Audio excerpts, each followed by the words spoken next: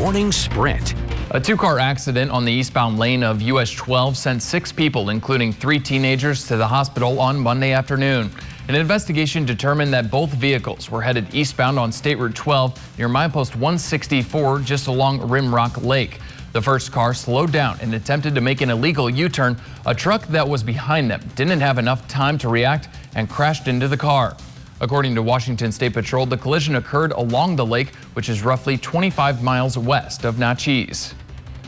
2 people were injured in a collision between an SUV and a farm vehicle yesterday. The Grant County Sheriff's Office responded to Road 4 Northeast and Road E Northeast in Moses Lake around 10 o'clock. 37-year-old Rachel Byland was driving south when she failed to stop at a stop sign and collided with a farm vehicle. The driver of the farm vehicle, 68-year-old Virgil Redwine of Moses Lake, suffered life-threatening injuries and had to be transported to a local hospital. Byland sustained non-life-threatening injuries. A 31-year-old man was shot to death in Seattle at a homeless campsite area in the city's Ravina neighborhood. According to a spokesperson for the Seattle Police Department, it happened just after 5 a.m. Monday at Olga Park. Witnesses said that before the incident, the victim had left his tent to speak with the suspected shooter. Several people called 911 to report sounds of gunfire. Police found a man with multiple gunshot wounds to the chest, and he died at the scene. Investigators are still searching for a motive in the shooting. Family and friends of Jesse Saray marked Memorial Day with a vigil in his honor, exactly 2 years to the day after he was shot and killed by a police officer in Auburn.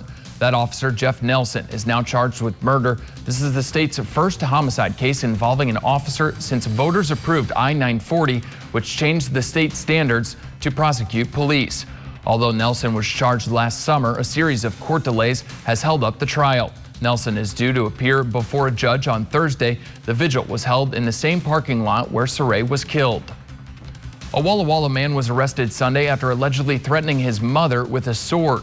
Officers responded to the 200 block of North Spokane Street over the weekend for reports of a domestic incident between a mother and son. They attempted to get the man to come out of the house multiple times, but eventually called in the SWAT team to assist. The SWAT team used non-lethal rounds and a police canine to take 37-year-old Christopher Pfaff into custody. The Kennewick Police Department is investigating a drive-by shooting just a few blocks from Kamiakin High School. Police say people started calling 911 about the shooting just before 11:30 Sunday night. So far, it doesn't look like anyone got hurt, but officers did find bullet holes in cars and apartment buildings. The Kennewick Police Department has an anonymous form online where you can give information and even pictures without ever having to give your name. We have a link on our website, yaktrinews.com. Police in Moxie arrested a 34-year-old man accused of leading officers on a chase in a stolen truck.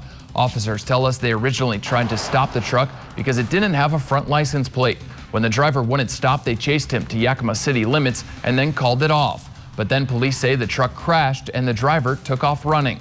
There were a couple of citizens that got involved at that point and chased the driver as he ran from the truck. Between the citizens and the officers that were in the area, they were able to take him into custody. It turns out the truck was stolen and someone had switched out the license plates. Officers booked the suspected driver for eluding police, possession of a stolen vehicle, and assault.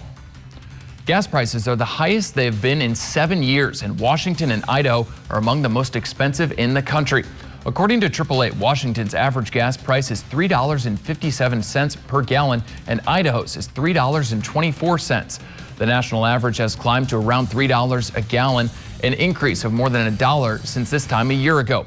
Even in the last month, prices have risen from an average of $2.80 per gallon to past $3. AAA attributes the raise in gas prices to higher demand and lower inventory during the summer holiday season. And now to the results of our poll question of the day. With some record heat on the way, we wanted to know, what kind of weather do you prefer? 79% of you said warm, 21% of you said cold. Thanks for weighing in.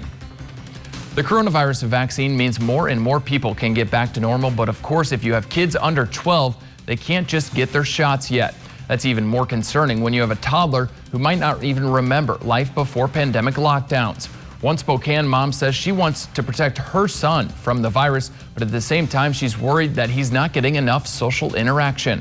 And so I was wondering, is there a way for us to socialize so that he can start talking and, hang out with kids? It's not so weird to hang out with kids. And I can meet some people. She started a Facebook group hoping to set up play dates with other vaccinated families without having to have the awkward "Are you vaccinated?" talk. 6:56. It's a very comfortable start before these temperatures start to heat up for today. A live look currently from downtown Yakima. The blue skies with us. If you're going to get anything done outdoors, again, this morning's the time frame to do it. The heat advisory is expected to start at 11 a.m. this morning until 8 p.m. on Wednesday. So the next couple of days, we're expecting numbers 20 to 25 degrees above average with some triple-digit days there for Wednesday. Even into Thursday, we could be still hanging on to that 100-degree mark. As we get you over to some of our current temperatures, very comfortable, 58 in the Tri-Cities with 64 in Connell, low 60s in Walla Walla with 62 in Yakima, and then sitting in at 54 in Ellensburg. Not much of a wind to speak of for today, so still fairly calm, but we'll start to pick up just a little bit towards the end of the work week. Clear and quiet around the radar and satellite around the Pacific Northwest. We'll again just have a few high clouds here or there, but really it's just going to be about the heat and plenty of sunshine. There's a look at Wednesday with that triple-digit heat. Still pretty quiet out there Wednesday locally, maybe a little bit breezy towards the afternoon, and then still expecting that mostly sunny sky for your Friday as numbers drop down into the low 90s. So your forecast for this afternoon, 98 in the Tri-Cities, mid-90s there in Pendleton, and then we're expecting some of those upper 90s for Yakima and Toppenish. So there's your 7-day forecast with another triple-digit day on Thursday at 100. But as we look ahead into the weekend, it's going to be a bit breezy. Cooler temperatures moving in. So 80 degrees Saturday, mid-70s on Sunday. And then your 7-day forecast for Yakima. Hot for the next couple of days. 101 Wednesday, 90s by Thursday. All right, thanks, Kristin. Thanks for waking up with us and watching Good Morning Northwest. GMA's next. Have a great day.